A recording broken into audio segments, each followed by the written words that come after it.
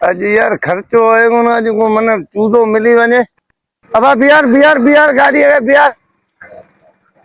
अब गाड़ी का कागज देखर कागज गाड़ी का कागज आन बोया नंबर प्लेट लगी पे नंबर प्लेट लगी पे पर इनम चाबी है कोन ये डायरेक्ट कर साइड कर चाबी बिना जी चाबी बिना दी कोन चोरी है गाड़ी चोरी है जी किछा में ना ना ना ना बंद कर गाड़ी के साइड में कर जो जो बंद की गाड़ी बाबा साइड में कर ना गाड़ी में चाबी कोन गैर कानूनी तो गाड़ी तो काय वाले चरे हो ये चाबी बिना पंजी किया पंजी हो चाबी हो ना बताई ये डायरेक्ट गाड़ी का ये ना साइड में कर यार फांसी यार बटे रुपया दियना पईया ये तो चाबी गाड़ी जी बिना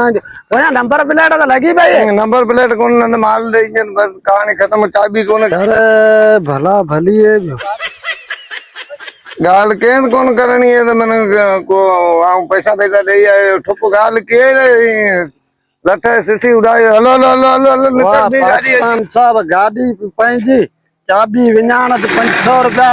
वाह हलो हलो गाल के न करे ना धक्को आई रुको मार्का चा से किराई यार ला बिहार बिहार बिहार ये गाड़ी का कागज दिखाओ गाड़ी अरे बाबा गड्ढा गाड़ी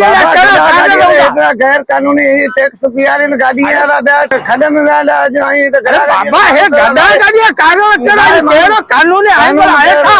हिन मासूम जो जीव डोकड़ को 15 मानू तो खया ने अरे बाबा 80 में मजदूरी कंदा मिट्टी वनी खणो मिट्टी खणो बारी खणो बहने तो खणो अरे ये गैर कानूनी है गाड़ियां वाला टैक्स दिन दा बाबा ये इतना मानू खया ये तो टैक्स कम है न तो जो टैक्स मुए कम कोने के बदिया तो मार के जो छदा सही पर रोजी कर ना 1500 दे 1500 बाबा गरीब बाबा 500 20 रुपया किराया मानू लाए 20 रुपए में मुके मिलिया 500 तो के तो न्या और एक ते ब्या खड़ मानू तो लाए मानू ए लाए के ना लाए मानू का किरायो ही वरतो लो